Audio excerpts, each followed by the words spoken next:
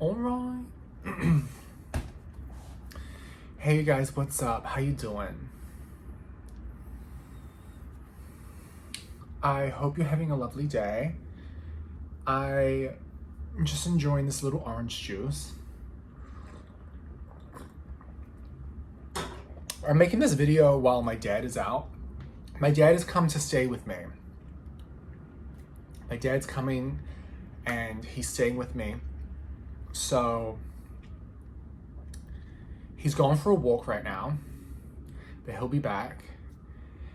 And I just don't want to like film in front of him. Do you know what I mean? It's kind of embarrassing. So, yeah. He's staying with me. In Tongan culture, when someone comes to stay with you, they sleep in your bed.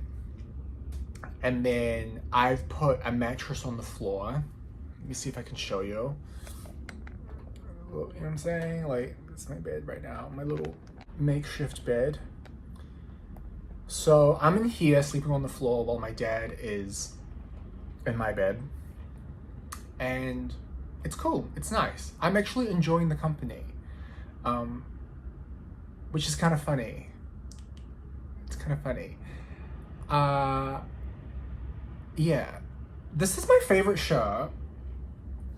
This show was a gift to me from my friend Zippy and Terrence. They live in Montauk. And I wear this shirt all the time. I know everyone's probably sick of me wearing this shirt. But it works, you know? And when it works, why change it? Cheers! It's funny because my crush, we're getting into crush watch early. My crush wears the same shirt all the time. And his fans troll him a lot. But he looks great in that shirt. Also, it's Louis Vuitton, so if I had a shirt that was that expensive, bitch, I'd be sleeping in that shirt. I'd be wearing that shirt all the time. I'd be sleeping in it. I'd be cleaning my teeth in it. I'd be doing everything in that shirt. If I had a shirt that was worth that much money, that's an expensive shirt, okay? Like, Louis Vuitton and like Dolce & Gabbana, like those are the two most expensive, I think, like clothing brands. So when it works, it works. But I think it's really silly to make fun of a person's shirt. I like it. It shows that, you know, he's not there to put on a fashion show, girl. He's there to win slams. Hello? Hello? I like pulp in my orange juice. I know people think that's really gross, but I like it. I like the little, like, fleshy bits. I'll like your fleshy bits in a minute. Oh. Oh my god. I'm getting a sugar rush from this orange juice. I need to calm down.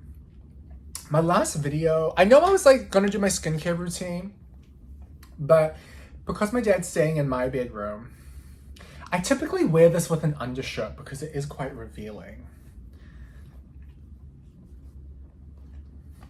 But, you know what? Maybe I'll wear this shirt when I go watch my crush play. I feel like it's very distinct. I feel like maybe he'd be able to see me even in the cheap seats.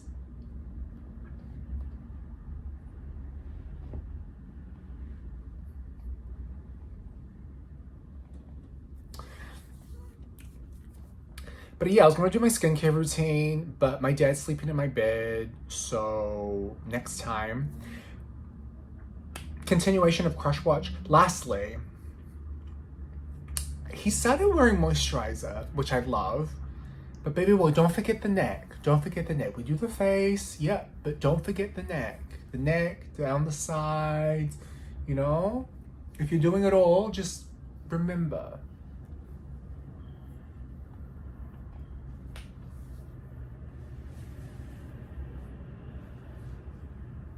There's nothing worse than when like you see a person, or not worse, but like, you know, we're learning. But It's funny when you see a person who takes care of the face but forgets the neck, or if they do the neck, they forget the sides of the neck. I always like, it tickles me. I'm like, you're like doing all that lotion, you may as well just like do a bit, you know? Some people go hardcore and they go all the way down to the chest. I'm not that hardcore. I had a lot of comments. We got some comments in the last video, and I would say, this is my little journal. I started journaling, real cute. You know, I'm not here to debate with you guys whether God exists or not. You either believe it or you don't. And if you don't, then it's not really my job. I don't think it's appropriate for me to try to convince you that God is real. Like, that's not what I've been sitting here to do. I think it's just as obnoxious to go around saying there is no God is just as obnoxious as going around and saying there is a God. Like, I just think like people come to their own conclusions in their own time, you know? But of all the comments, there was like a lot of comments, and by that I mean like 5. But shout out to user it's TT spelled TETE, who left a comment, and the comment that they left I wrote down. It goes, God is the embodiment of unconditional love. As long as you have no hate in your heart for others, you're good. Love heart emoji. Red love heart. Always spread love and support, and then the heart emoji. I liked that. And I think that's basically my thoughts on religion, you know? I'm not here to convince you guys what is real and what isn't real, but I will say people who grow up with some spiritual awareness, whether they grow up in the church or out of the church or in some kind of like Islam, Judaism, whatever, like people who grow up with some type of spiritual background, they are different. So I think, yeah, growing up with a sense of connection is a beautiful thing. And yeah, I don't see anything wrong with expressing. You know, there are a lot of people out there that are like me. You know, men who have sex with men that also believe in spirituality. Like, I think that's not mutually exclusive. You can be anything you want to be in this life. There are really no rules. I mean, there are rules, but like, you can be anything you want to be. So, yeah, that's how I feel. Today is New Year's Eve. I typically go up north to the hidden place for New Year's Eve. This year, it was just like, I had organized to go. I had a vehicle ready. I was ready. My sister needed to take the car down to her fiance's family's place or something. Basically, my sister needed the vehicle, so I didn't want to argue with her. I just kind of want to, like, you know, I might go this weekend instead of tonight, but I just don't really have any New Year's Eve plans. I don't really have any New Year's resolutions. I think the best time for New Year's resolutions is actually the spring, like come Easter time. That's typically when I sit and I like mood board or I do something like kind of significant. I don't know. I'm not, even if I had goals, I don't think I would tell y'all, you know? No. But no plans. I'm probably just gonna chill with my dad here. I hung out with my cousin today. I don't know. It's like, ever since the pandemic, I've kind of been a little bit like antisocial. And I've kind of been this way for a long time now. I just like, let me sip my orange juice as I think about what I want to say.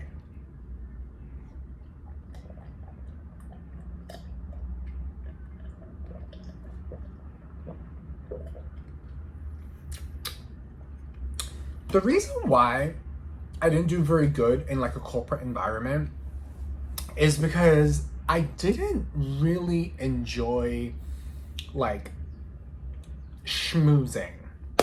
Does that make sense? When you work in like corporate life, you have to go to work drinks and you have to go out with the client and show them a good time. And you have to do all of that hoopla. And I kind of made this decision like 10 years ago when I was like 24, like literally I was 24. I'm not going to hang out with anybody or any people that I wouldn't typically normally hang out with if we didn't have to. Does that make sense? Like, I remember going to like these like drinks functions, schmoozing, taking out the client, all of this, all of that. And it was exhausting for me because I'm spending like, I don't know, something just feels like very inherently backward with the world that we live in. Like,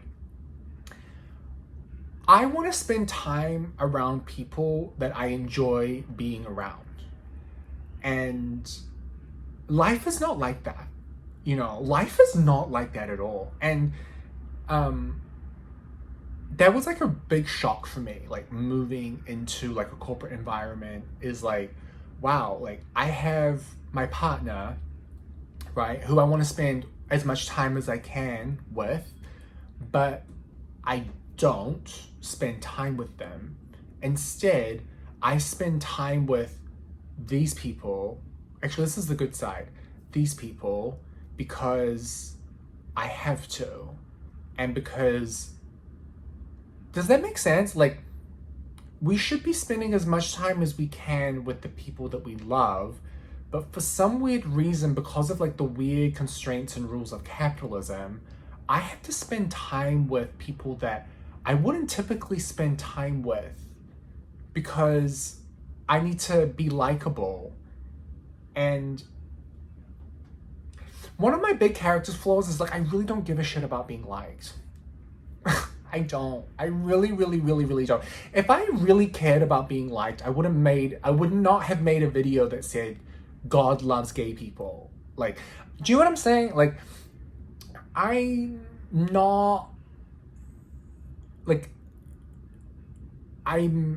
very rooted in my reality. And,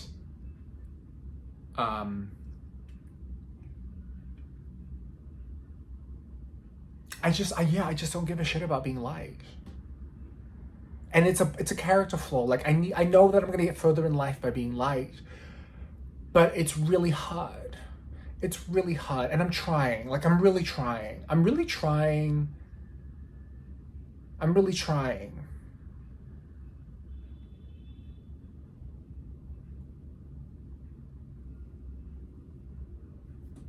But I think that, like, you know, there are certain recipes of things that kind of work.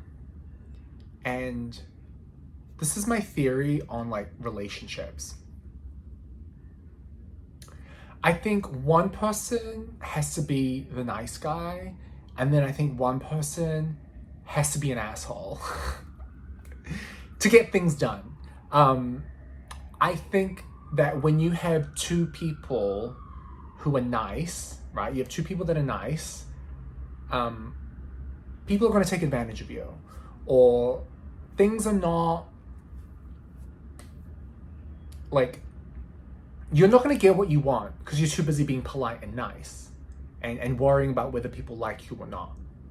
But if you're both bitches and you're both assholes and you're both mean people, well, not mean, that's not the right word. If you're both like aggressive and pushy, good luck getting what you want, right? You're never gonna get what you want because people don't want to deal with people that are like that. People don't want to deal with people who are like pushy and aggressive, right?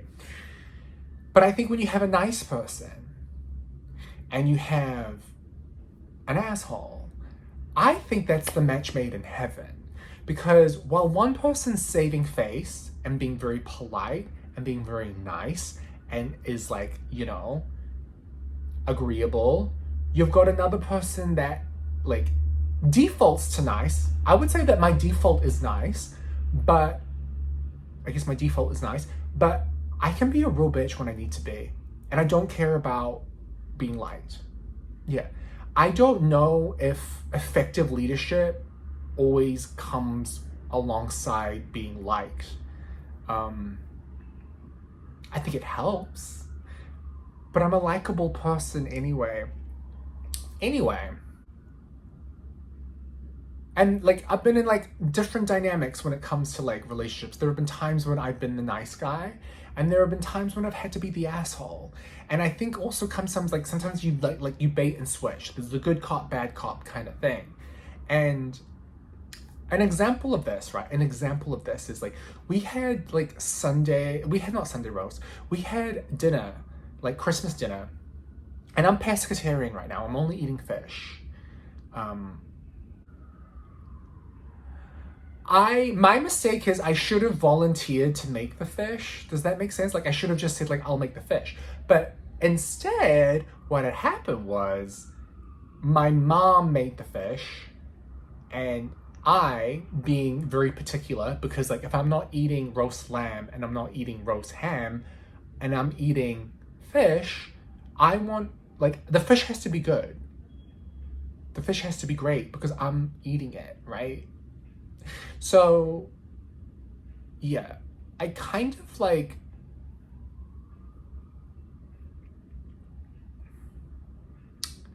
I was kind of a bitch.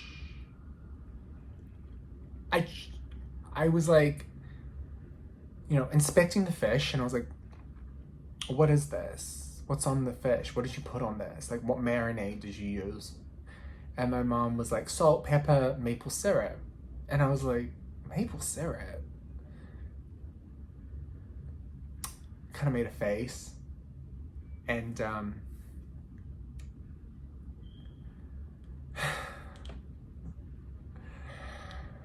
she was not happy. She screamed at me. She's like, you're so ungrateful.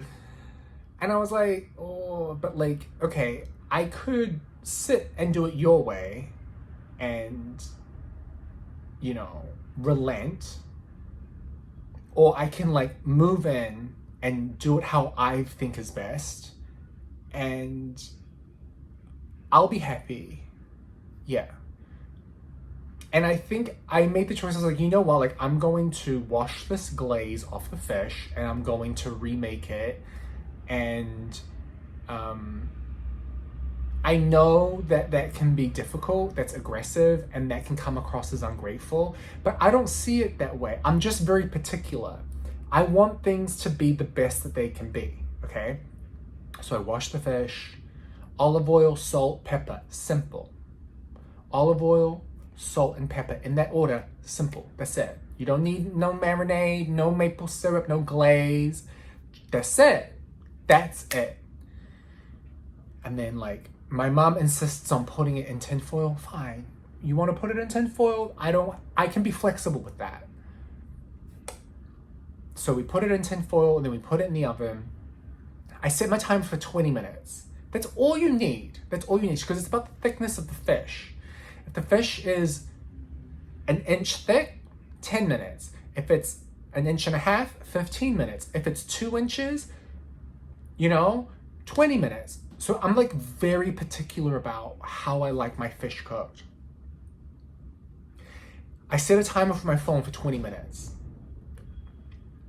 And, when my mom yelled at me, I was like, obviously that doesn't make me feel good, especially when she yelled in front of me, in front of my entire family and our guests. Like, that doesn't feel good. But I was also kind of like, she's stressed. She's going through a lot. Let me find space in my heart to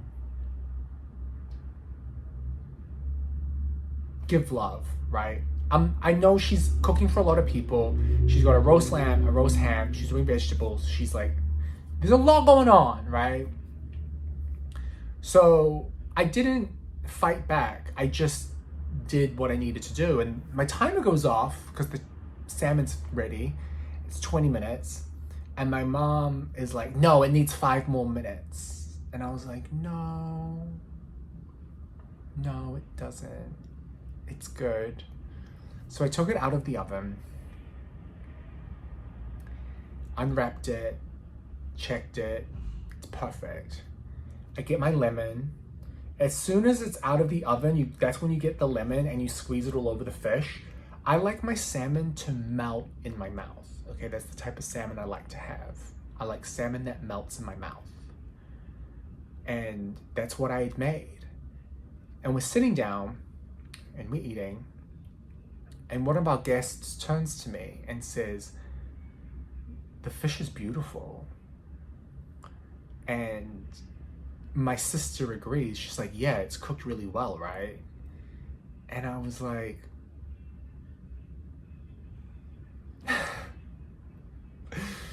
I just stay quiet. My mom was like, I think it needed another 5 minutes. And I just went quiet. I'm like, my fish was complimented. So yeah, it's a fine line. It's a fine line, right? You gotta save face, like, be polite, be nice, don't give people reasons to hate you, but you also, you gotta get it perfect. You gotta get it right. It's gotta be right. And if it's not right, like, you know, if I had been nice, I wouldn't have gotten what I wanted. But because I was a bitch and an asshole, I got what I wanted, and it was actually what was right for everyone. Right? So sometimes you need that. You need someone that's like, doesn't have any skin in the game. Does that make sense? You need to be with someone that's like, you can be Mr. Nice Guy. You can be Mr. Nice Guy. To the world. Behind closed doors, it can be a completely different story. We can be like, we can both be assholes. I'm kind of combative. It's like my sense of humor. It's how I show my love. You know? I can't be with a sensitive guy. I gotta be with someone that can, like, you know, take it as good as they give it. So, I don't know what this video was about, but I hope you enjoyed it. I'm excited to go to Aussie next month. I see my future baby daddy working hard on that court. Little change on the service motion, little fluidity, you know?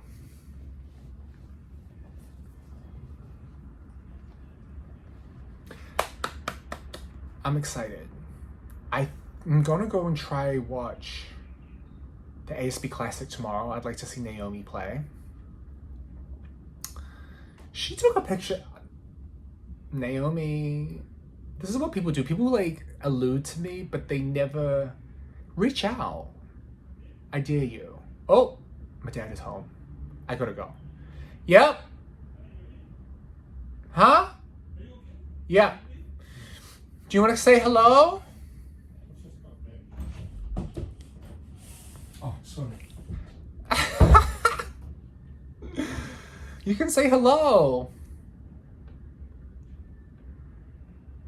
No. All right. Love you guys. Thanks for tuning in. Keep up the good work. I'm cheering for you. I'm praying for you. And I'm excited to see you rock it. It's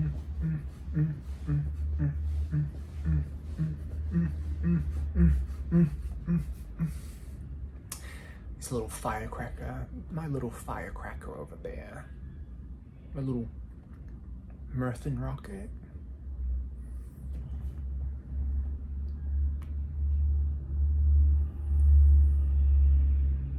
Don't forget the neck.